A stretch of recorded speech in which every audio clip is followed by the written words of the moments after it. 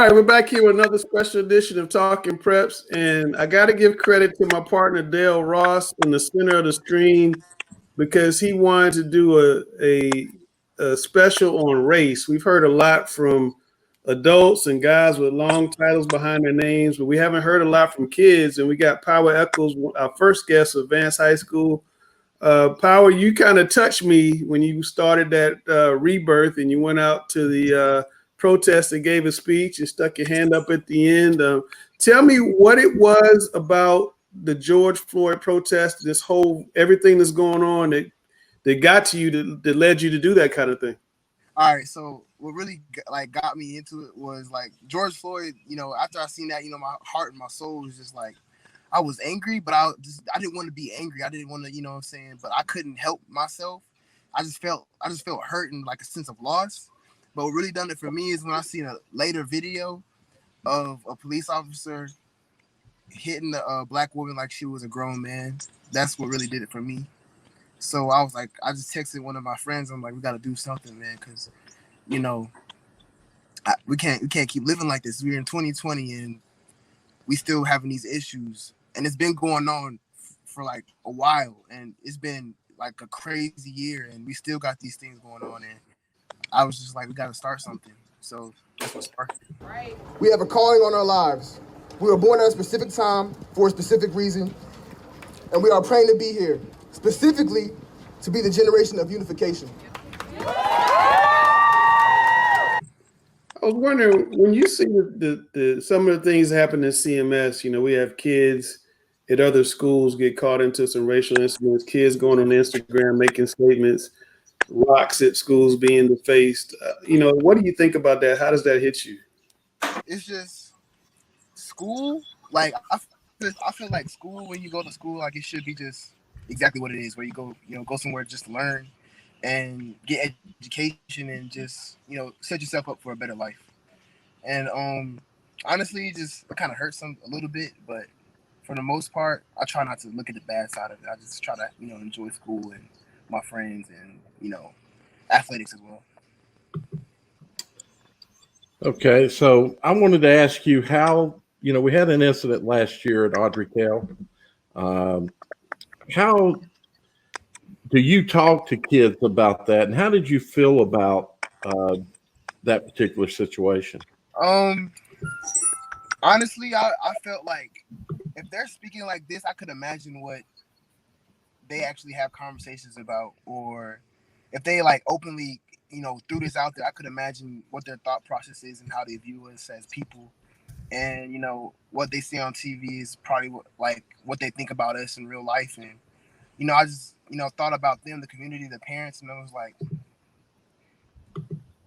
if this openly happens, I could imagine what really goes on in their minds and what really they feel about us and how they view us as people. So when that happened, I was just like, I really couldn't do much, but I just felt upset. I was like, wow, yeah. So that really hurts you to see that. Yeah, it's crazy, but I'm not surprised. Yeah. With your group Rebirth, what do you guys want to do? I mean, you had a really big opening, at the protest. What's next? The Rebirth is basically, we're just trying to bring our people together. With COVID and everything, it's kind of hard, but we have Zoom meetings every Tuesday and Thursday, and we just educate our young people on how to handle the policing situation, how to know their rights and the rights they do have, and how to use their knowledge against the system. And because the system is built against us, it's a system not for us at all. So we just have to learn how to survive within this country and the system that's created to go against everything we are as people, Black people. And basically the Rebirth is just here to bring our people together and unification, and learn how to look at each other as brother and sister and kin, instead of that's just some stranger. He goes to a different school, but I don't really mess with him, so I ain't gonna say nothing. Right. There's a lot of talk nationwide about defunding the police and doing away with the police or taking large amounts of money away from the police. How does that strike you? Do you want to have police, or do you want a new type of dynamic for policing communities? Most definitely, because I want to have a new type of dynamic for, not policing, but but I want to have like a new dynamic of protection for everybody, because they're like, they made a lot of laws, like in the 13th Amendment, they made like a lot of rules based on slaves, and they made up a bunch of laws putting us back in jail where we're basically slaves again and doing work for free. And yeah, I just feel like it's just a lot of connections with that, and just the way they view us, like how you racially profiled for being black and like having dreads, or what I'm saying, having on a do-rag, or just the way we look, and just our culture, how it's racially profiled into being a thug or a hoodlum or do you have somebody any, that's not good. do you have any personal experiences like that, things that have happened to you personally? Personally, no. I pray it doesn't happen anytime soon. But personally, I haven't had a serious traumatic experience. I've had experiences around me with close friends and family, but personally, me, no. Okay. Now, Langston, so first I want to make a comment, Langston, about the defunding police and about police in general. And I don't want to get too political, but one of the things that maybe people don't understand is police weren't really put here to protect us. They're actually put here to get us, unfortunately. And the protective part of it is to get bad people off. And Power made a good thing about comment about laws. And unfortunately, there have been a number of laws that were put in place or were in place that are not friends to black. And when you look at that situation of going throughout history, or the short history here of how people have looked at blacks in the past, it's just unfortunately, it's for those people, it's a great tool to help hold them down and hold them back. The defunding, by the way, is not to do away with police. It's reallocation of resources. There's too much money. Police take up a huge budget of everybody's budget, and it's about maybe taking some money and putting it to other resources that police are handling, but they shouldn't be handling, and maybe not funding them with tear gas and things like that. But anyway, let me. My next question to you actually was about on the ball field, and how do you see any racial things play out? Yes. Either at practice or in games. Especially playing mostly games, like predominantly white schools or teams. They'll throw in something in there just to kind of shake your nerves or get you to react. But for us, we just know that only thing they're trying to get out of us is a reaction, and if they can do anything to make us look bad or look like the words they're saying, and just some of the racial slurs they say, I mean, it's just a matter of keeping your emotions down and cool instead of reacting to what they're saying or how they're saying it. And you just gotta be strong in those moments and not retaliate. It's hard, but it's just where you're being the bigger person. Yeah, let me tell you, the best thing you can do is to not respond, because that'll get their ire up that you're not responding to them. And as far as in a game situation, if you can click someone's mental situation, you get an advantage. And that's obviously what they're trying to do, is gain some kind of advantage over you. But if you don't respond to them, that will just cause their mental it'll make them become unshaky in their mental thoughts. So it's good that you take that, but it's actually a great psychological tool just to, laugh about it or whatever and really get their ire up. I'm sorry you have to face that. That's I mean, for me, like when somebody might say the N-word to me or something like that, instead of reacting out of anger and physicality and just wanting to steal off on them, I basically say, well, you're pronouncing it wrong. It's pronounced Negro, and it means yes, I'm black. You know, I am black. Yes, I'm black, but it's pronounced Negro instead of the other. Right. We're, In fact, when I was young, that was not a bad word. I'm talking about Negro. yeah. But we want to bring in Coach Donald Littlejohn from Malik Creek. His father was one of the greatest golfers in Charlotte history. Won the Charlotte City Pro-Am a couple times. 89 and 91, I believe. They named the gymnasium for him over his middle school. We got Drake Maye, UNC committed quarterback down at the bottom. My man Will Weddington down below. Man, I really appreciate you guys coming on. These guys are all state players of the year. These are the 3 best football players in North Carolina, 3 of the best in the country. And all agreed to come on with power and talk about race and sports and just how things are.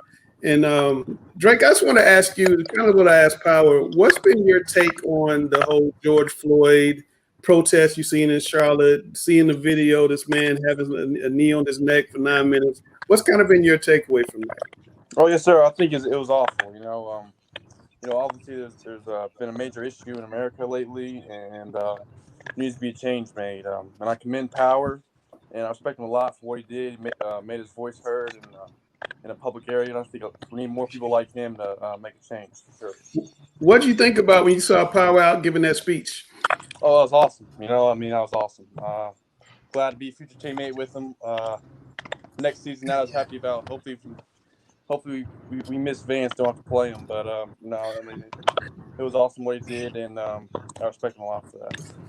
Well, you guys do have to play Vance yes, sir. this season. But just same question I asked Drake. I mean, what's your take on seeing the protest, seeing the incident with George Floyd, and just race relations in general?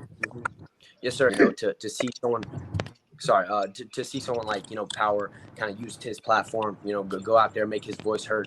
It's something that you look up to. It's something that you want to be able to say that you did yourself. But just with everything, the whole scenario, like I said before, it's absolutely devastating, and things need to change. People need to become more educated. There needs to be more communication. Just everything along those lines to make the change that needs to happen. Obviously, I was saying that he hears guys use the N-word in games. Have you heard that word used when you're out playing with some of your teammates? And if you hear it, do you say anything to them? Oh, yes, sir. It's a word that is, it's used in game time. I know in Weddington, personally, it is, absolutely neglected. If anything along those lines is ever said, that player is going to face consequences. That's something that we've never allowed in our culture. And, I'm sure with everything, Coach Capone, how successful he's been, he'll never allow it, which is the right way to go. But, the word is said, which is terrible. And it's used in game time. I've even had it, used towards me. But, just, along what Power said, you just kind of have to redirect it. Just brush it off. Don't let it get to you mentally, and then just move forward in the right direction. Sure. All right, Drake, I'm going to ask you a difficult question. Yes, sir. Black kids use that word amongst each other. Does that make you uncomfortable when you hear black guys calling each other that word in front of you? No, sir. I think it's a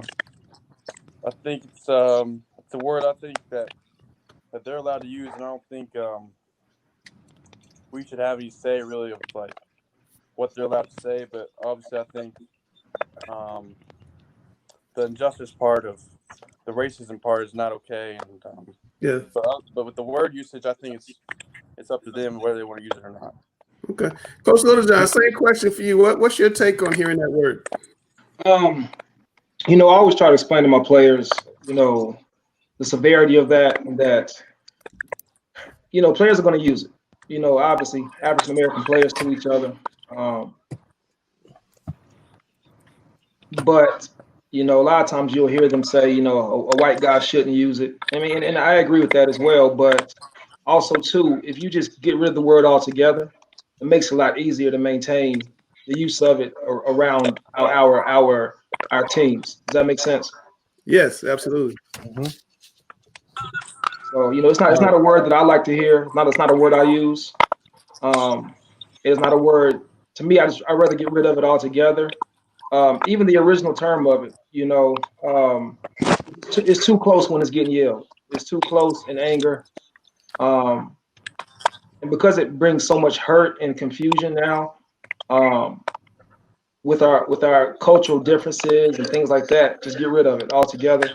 No matter who's using it, if that makes sense. You know, it's in the hip hop culture and music and things like that, man. So it's really hard to get rid of it because it's repeated so often. But I personally rather it not be used by anybody. Yeah. So my history is that I was born in 1960, and at that point in time, blacks were still drinking from separate water fountains, etc.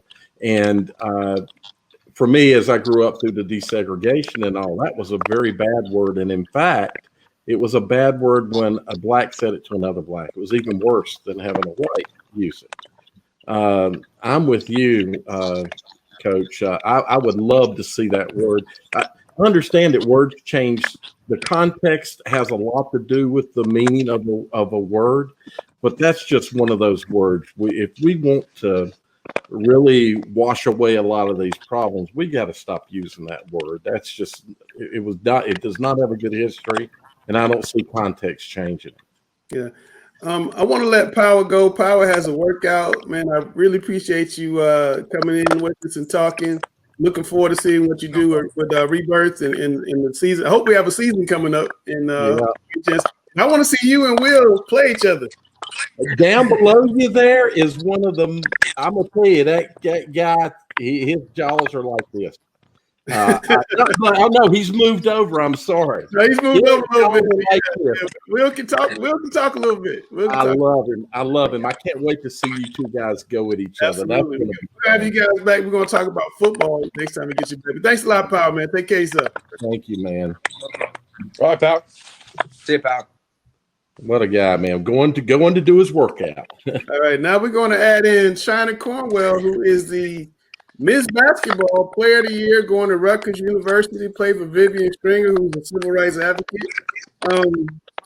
I want to ask you, Chyna, you've been hearing the discussion. What was your take? I mean, it's a question to ask the guys. What was your take seeing George Floyd killed the way he was, and then just the reaction to all the protests you've been seeing? Yeah, I found it very disturbing actually to watch the video itself of him just suffering that way, him slowly losing his life. I found that very disturbing. The fact that there's people, cruel and cold people in this world that can just plainly like take away somebody's life like that without thinking about what harm they're causing, that he is causing his family. It's really tough to just like even think about, or like I guess the process behind that. Wow, like there's stuff like that in this world, and I just don't understand it, and I can't really elaborate much on it because it's just it leaves me lost for words, very speechless. Yeah. Have you experienced any racism playing it for Newton-Conover? You play in a area that's not a metro area. Do you run into that? If people call you names or a word? Yes, I playing like in the playing. I experience racism, not much with my opponents on the court, but I would say the outsiders, such as super fans, I will get called names, harsh words as well, that I will not elaborate on, but really harsh words that stick with me to this day. It's like pretty often. Well, personally, myself, pretty often, especially like teams that are really not that good, and like all the the fans, super fans do just breaking down the opponents, because a lot of our opponents do have class and are taught not to, really trash talk or call each other names on the court, whatever. But I would say the fans in the crowd really just try to break a player like such as myself down by just playing hurtful words. Yeah.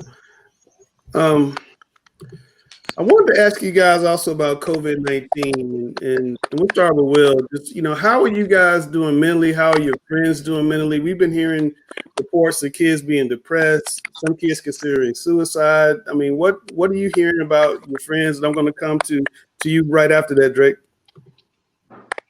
Yeah, personally, I haven't, dealt with anything, different than before. And, I know I can say in our football program, we've done a great job of, keeping up with one another, kind of just holding each other accountable, making sure that everyone is doing all right, because, these are really, really tough times. We've been doing Zoom calls, positional meetings, just everything along those lines. So personally, I haven't had to deal with it. I think all of the people that I've been in contact with are doing well. That goes without saying, though, that there's definitely people out there who are struggling with a situation like this. And we need to just offer as much help as we can, to those people, and just make them know that that they're not alone in these tough times. Yeah. Same question for you, Drake. I mean, have you had any of your friends reach out to you or heard about people kind of going through a tough time just with COVID, being in the house, not being able to play sports, not being able to go to school? With me, I haven't had any friends or any family that's been real affected by the times we've been struggling with. But like Will said, I know there's definitely some people out there, and I think the main thing is just keeping in touch with everyone. Just make sure you're interacting, checking on people. I think sometimes, especially kids our age, if like no one's texting them or they don't show any love, that sometimes can get hard for them. But as far as I know, teammates are doing well, and we're just trying to get through these times to get ready for the season. Coach Littlejohn, as a coach and a teacher, I want to know about your thoughts about race within CMS, not just sports, but what kind of things do you see within CMS? And we've had some incidents with schools recently. Right. Well, I'll say this: at the Mallard Creek community, we're really balanced. I even take my daughter to the home babysitter is a previous Mallard Creek parent, and she's white, and she treats my daughter like her own. But obviously, around CMS, depending on what part of Charlotte you're on, there's going to be some differences there. I have not seen much racism in the Mallard Creek community, but within CMS, it's obvious right now. Unfortunately, seeing the rock at Audrey Kell get painted over, the Black Lives Matter situation and the racial slurs we dealt with last year with our volleyball team against Lake Norman. Yeah. What's crazy is, the Lake Norman football coaches are phenomenal guys. Show no signs of racism. But just those isolated incidents kind of put a bad, name on the school situations because of that. I can't say as far as CMS teachers showing racism, because like I said, I can only speak on Mallard Creek within itself. I'm pretty sure, students may have their own separate type of stories, but within our community, we're pretty good. But unfortunately, Audrey Kell right now is getting a really bad reputation right now for having somewhat of a racist situation over there. And I don't really know the depth of it to speak on it from personal experience, but right now it's been in the news several times in the last couple of months. From different sportsmen to situations. So it's unfortunate, man. We are down south, and down south is still known to have a lot of racial tension. Being in the Bible Belt. I grew up in Charlotte-Mecklenburg, and I went to Independence High School, and I remember a racial incident happening about a year before I got there, about 1998, 1999. They had some black and white students get into it, physical altercation type deal. So, we just got to do more of this, though. We need to get, these great athletes out there who are great students, great leaders, to communicate and be leaders. I think this is a major step because, Drake Maye being such a phenomenal athlete, I hear his name all the time. But he also, mingles with a lot of our players at Mallard Creek, and they speak highly of him. So when people see that, it's showing a change compared to how things were, the CMS back when I grew up, if that makes sense. Yeah. So, Drake, I'm going to throw this question at you first, and that is, on the ball field, we had a little bit of discussion about that. What kind of racism do you see? And what can you as leaders do to take care of that, address that? Yes, sir. Well, on the ball field, I think it's more of junk talk than it is racist comments. Especially when you're playing guys like Will, it's more junk. But I'm kidding. You said the second part as a leader. Well, growing up in my household, we've all been taught to see character, not to see color. You know, Mom went to West Charlotte and loved it. She got bused. She was supposed to go to Myers Park, but West Charlotte grew up there. She loves West Charlotte still, and Myers Park was great diversity and stuff in the school, and I think that's one of the major advantages of our football teams and all sports. But as leaders, I think we need to do a better job of being aware, and especially with being a bigger athlete, bigger name, step in, get involved, make a change. That's one of the biggest parts because they'll listen to us, and we got pretty well respected. So I think like Power and Will and us, we can make a change on a platform bigger than many other people in the community. So Chyna, while it's not a ball field, it's a court. How do you, or you've mentioned a little bit that you faced it and fans have addressed you, more so fans and players, but as a leader, how do you think you can help fix this situation or help address this situation?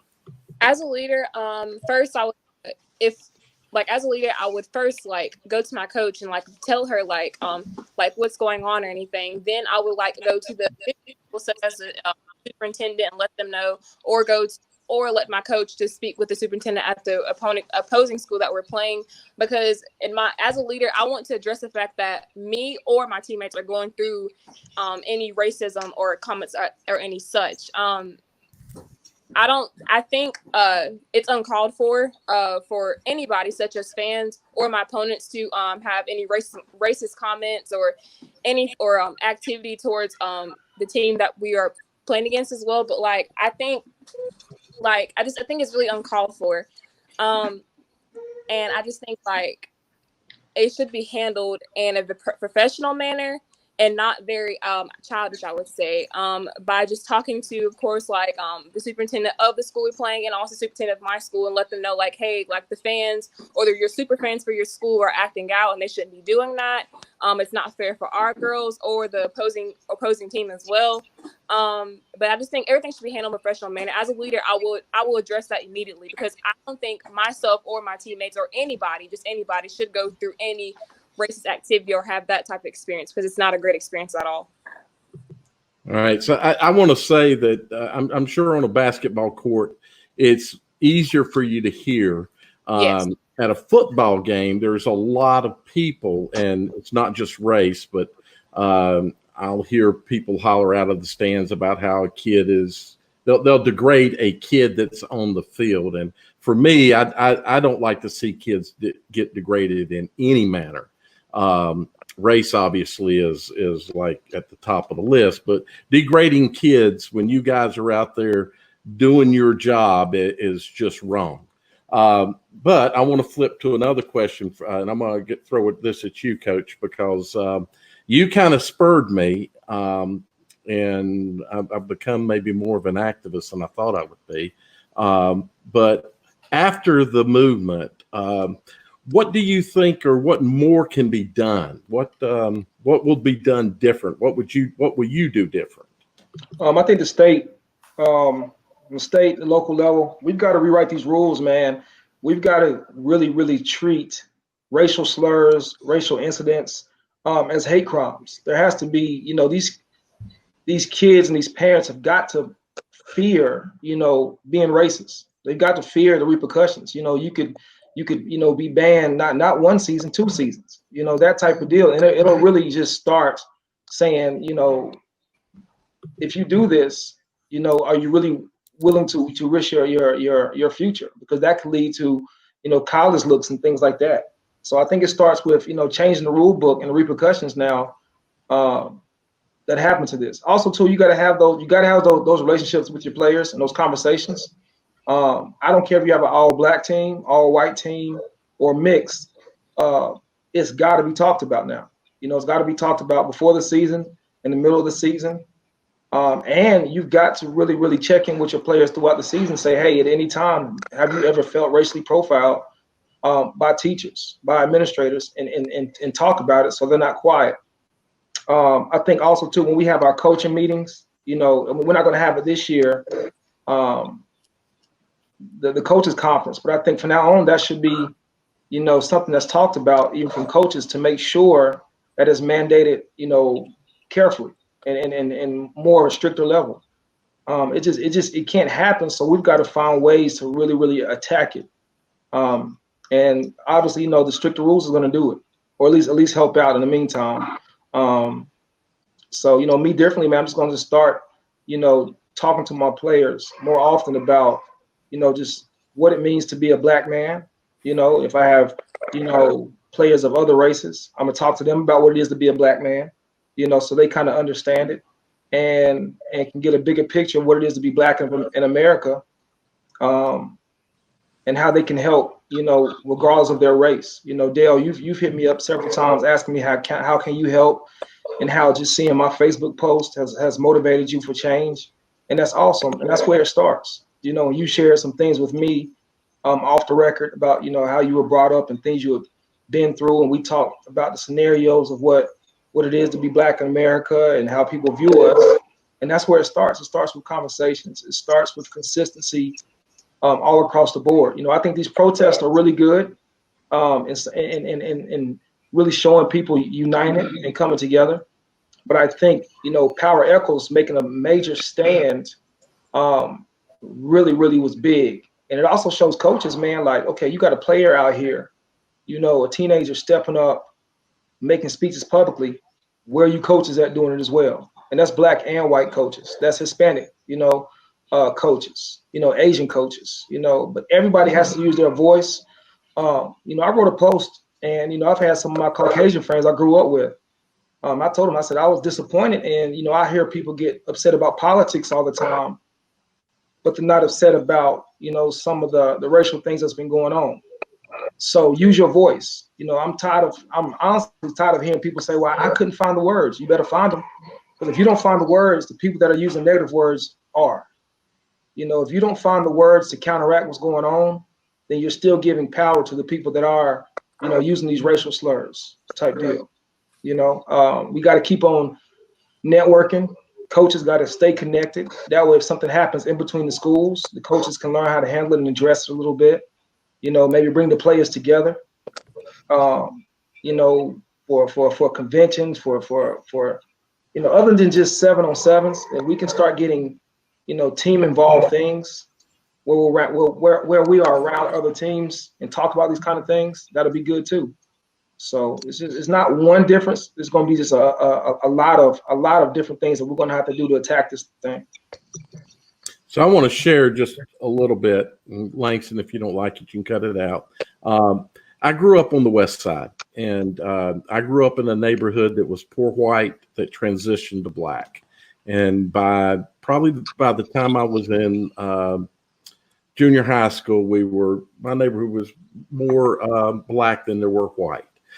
So I had this impression about myself that because I grew up in a hood, and actually the couple of streets over from me was one of the most responded to streets in Charlotte during that time frame for drugs and shootings and things like that. So I kind of had this idea that because, you know, I played sports and I grew up in a black neighborhood, and I had black friends, that I understood the situation. But I've learned that I did not understand the situation.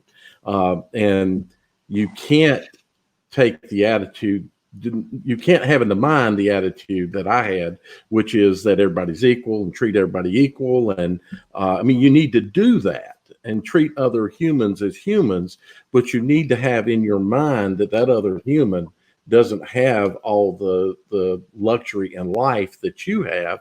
And even though you don't have luxury, you don't have the pressures, just all the bad things that happen with the police or whatever. So I think a lot of people don't understand that. And that's kind of one of the messages you guys need to try to get out, is that it's not equal. And even though laws say it should be equal, and it's not equal. And that's where we have to get in our head that into other people's head. There's so many people that feel like it's equal. And they'll be the ones mostly that'll respond to you on Facebook that'll say all lives matter.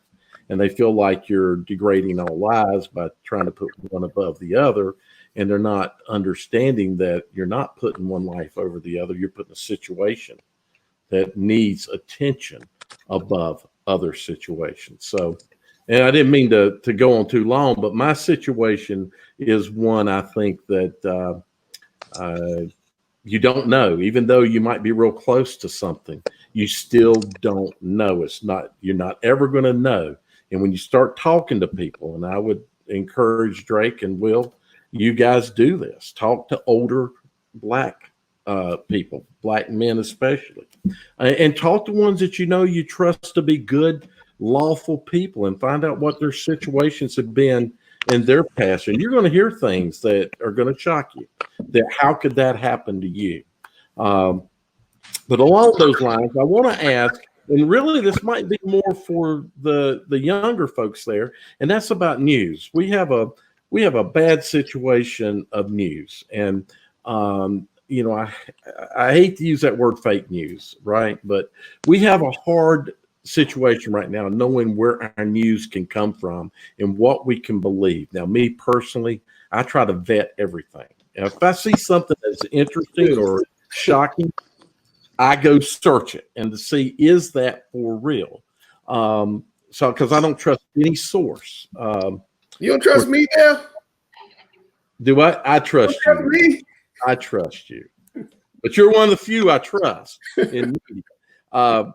If you get a video like that, and I could only watch the full length of that video of him being murdered one time. I can't watch it again because it hurts me. I'm hurt more than I'm angered because, to hear a man call out for his mother, I don't know. It's bad. But anyway, what do you guys do about news? Where do you look to get your news? I'm sorry, I keep looking down because I want to look at your faces. Well, let's start with Will. Well, where do you get your news? Yeah, I think with social media being so prevalent nowadays, that's where I get a lot of the news that I take in.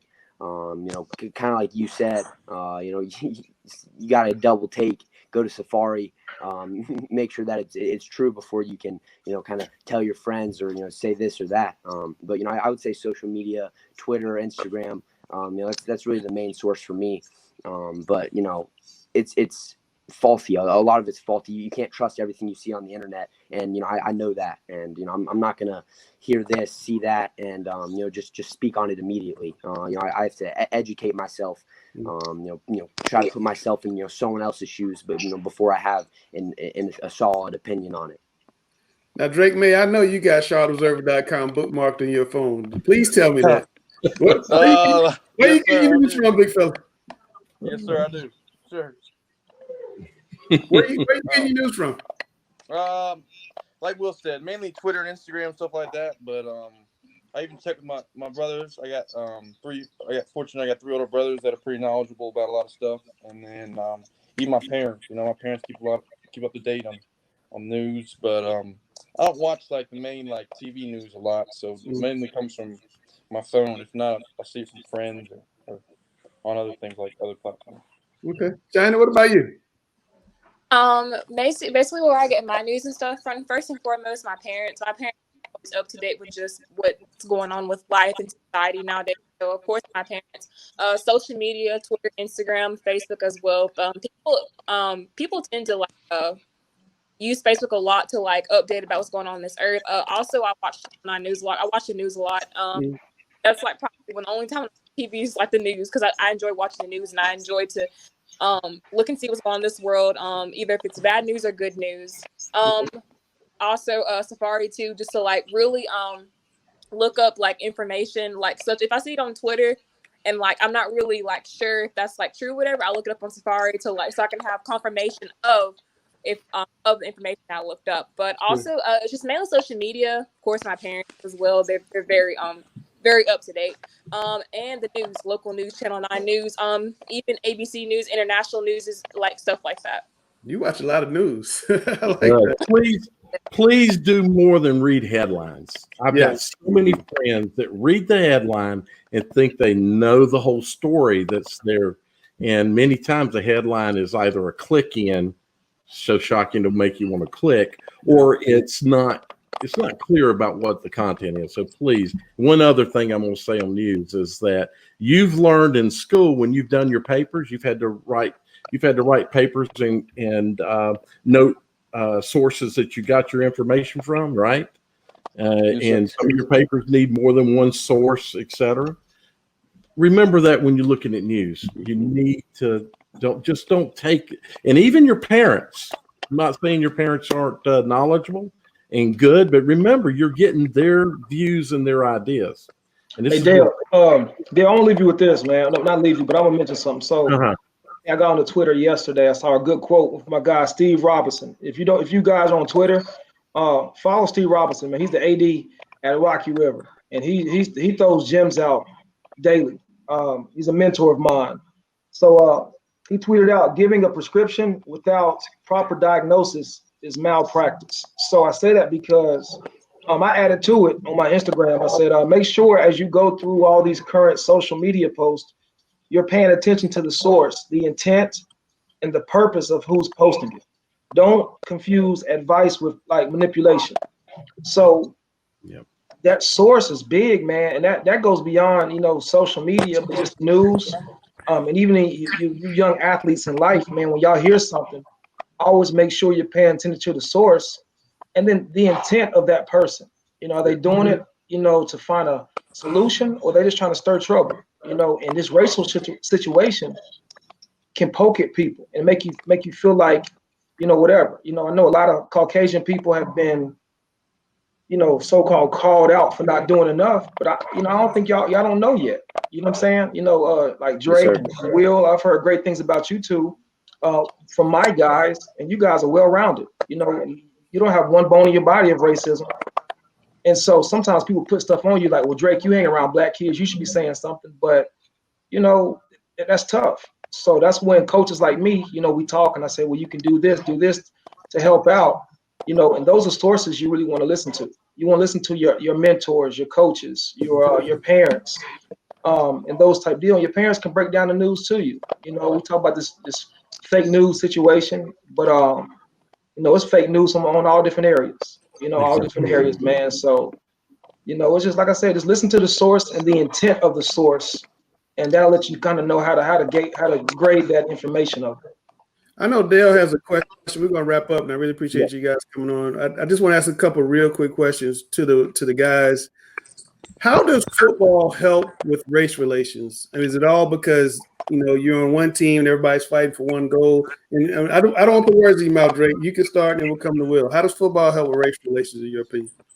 Yes, sir. I think it puts racism to the side a lot. I think at Myers Park, the diversity kind of, I think, helps bring us together, and we're all striving just at the end of the day just to win, and just build up each other and become better people at the end of our career, end of the season. So really, I think football and other sports as well are a great opportunity for not only people to compete, but just to become better people and just know that character is more important than just winning and losing. Absolutely. Will, same question. Yes, sir. Yeah. I can speak on Weddington. We have representatives from every single race out there, and we all have the same goal.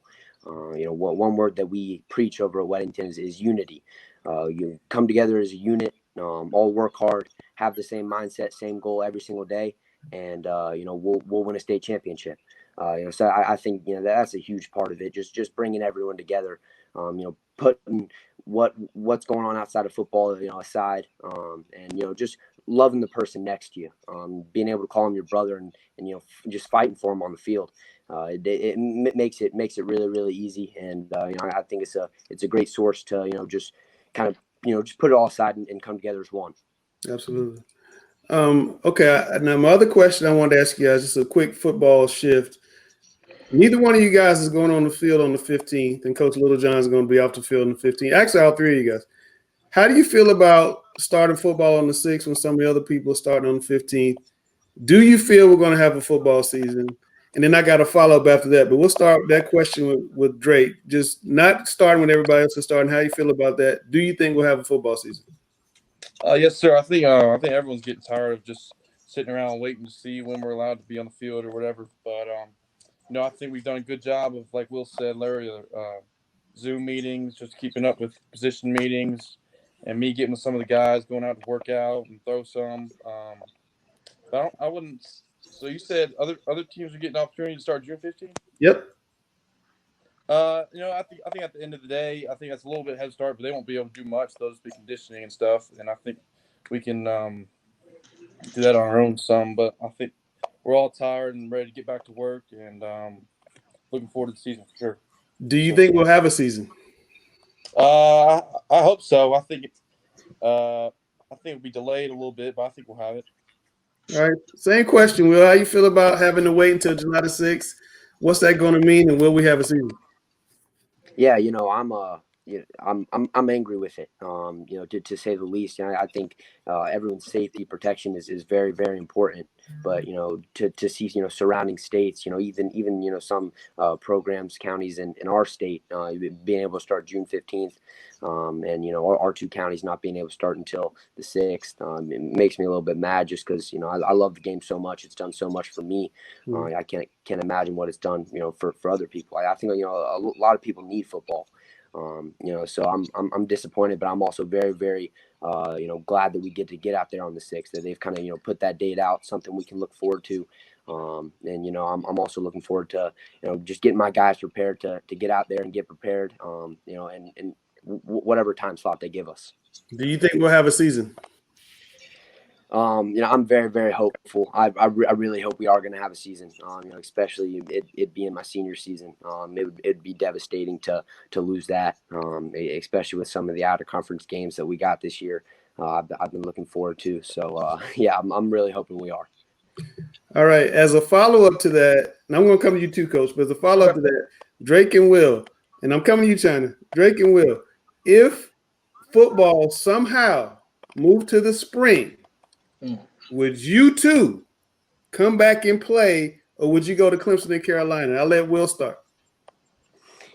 Yeah, that's a tough question, and I haven't put too much thought into it.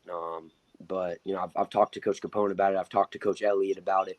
And it's definitely something my family and I would have to sit down and talk about, because I would absolutely love to play my senior season. I would also love to go get a head start, and try to establish myself as a running back at Clemson University. There's positive and negatives to both sides, but I think that's a decision we'll have to make in the future if it comes to that. Drake, same question. I'm gonna play no matter what. I'm gonna play from senior season. I can't miss it. Hopefully, maybe it gives me the opportunity to play basketball as well. So we'll see. So I'm gonna play for sure. Okay, well, wait a minute now. Mac Brown's on the show a couple weeks ago. I know he watching. You said, Coach Brown, man. You said, hold on. You said what? What'd you say? Coach Brown supports whatever decision I make. So. Coach Littlejohn, what's your feelings on starting July 6th, and do you think we're going to have football season? Man, this is different. We already lost our whole track season, so that was different. For the safety of the kids, obviously, I always want them all to be as safe as possible. So starting July 6th is what we got to do. That's cool. I'm hoping. I do think we will have a season. I do think the non-conference is going to be a big question because we got to make sure we return kids back safely. Obviously, no non-conference with us going against Big Drake. First game, I'm excited to see him, throw it, man, firsthand. I can coach against the kid and still be a fan of him, man. So I'm excited to see him play, man, and see Will. And I think these kids, I really think they deserve, their senior seasons. I want to see both of these kids really finish off strong, and I want to see CMS, back alive again, man. But also too, I am all about safety first.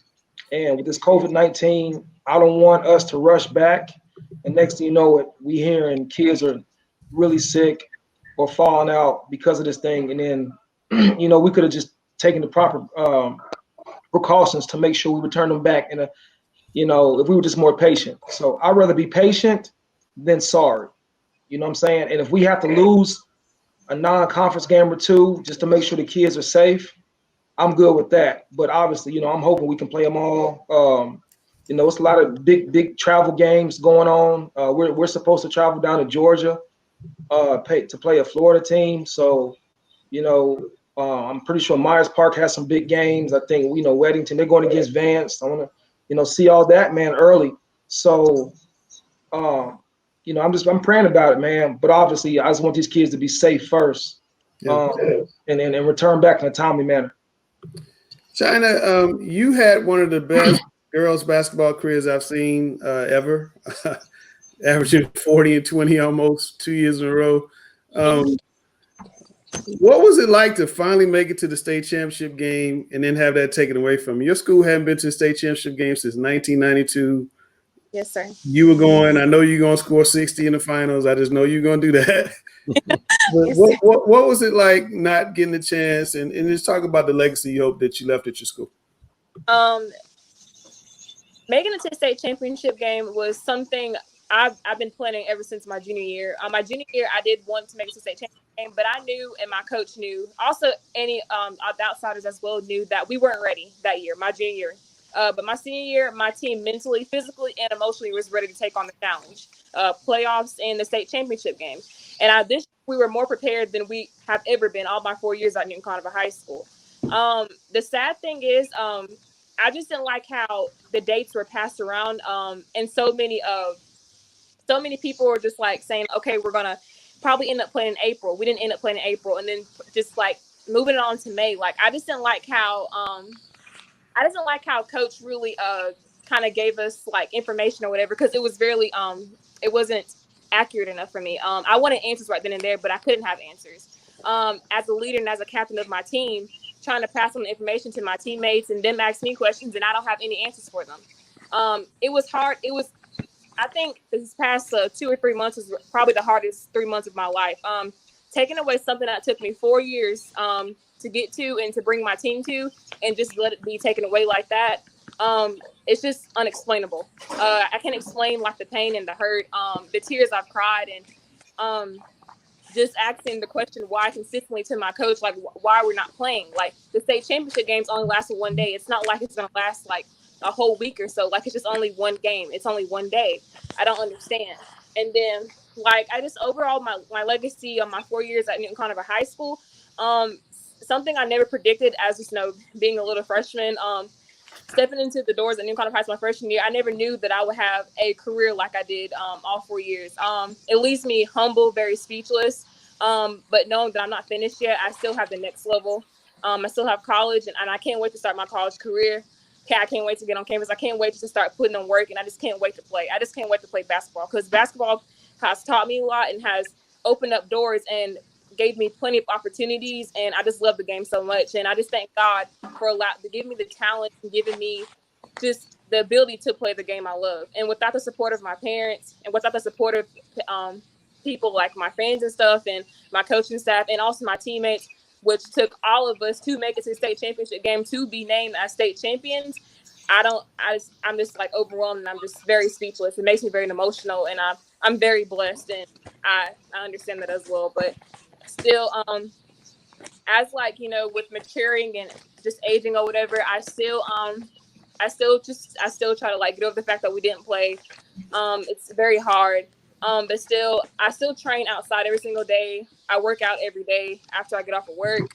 I still try to keep in shape, even though the gyms aren't open, any workout facilities or anything aren't open. I still try to keep in shape myself, because I want to be 10 steps ahead as the other person. So I try to stay in shape and go outside and just to do workouts and get up shots as much as I can. Mentally, it's tough because you really don't have a trainer who can train you, and you don't have an inside court like you're used to. Mentally, it is tough, and it can be very exhausting at times. But the grit I have and the hard work that's just in my blood and dedication, I know that I have to go get it, and nobody's not going to stop me from getting that. Without God and my parents, I know that I have the ability to do what I can do. All right.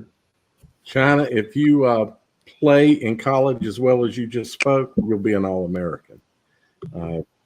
So I've got one final question here. It really, I feel for you not being able to play, and Langston can tell you, we had some of these talking preps things through that time period, and it was tough on us. We didn't have information. Nobody had information. But anyway, last question for you young people. You have three older gentlemen, and I'm a real old person. What do you think we can do to help with racism and help this situation? What would you like to see us do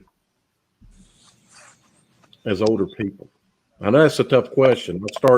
I'm going to go across Drake, then Chyna, then Will.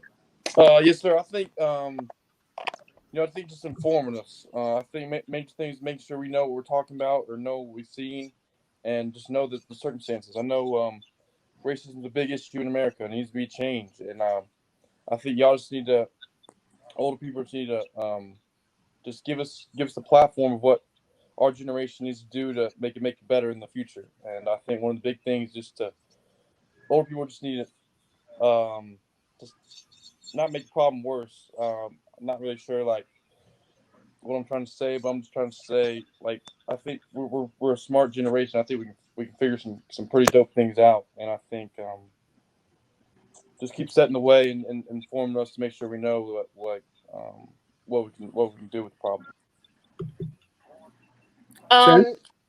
Also, just open your hearts up. Be available to your place. Make the time to understand and to just be considerate of how they feel. Everyone lives different lifestyles. You don't know what people are going through. You don't know. You're never in their shoes every day. So just understand and just be considerate of how they feel. Be the person they can come to whenever they are not feeling okay or something's not right. Just for touch base with racism, like it's just not right.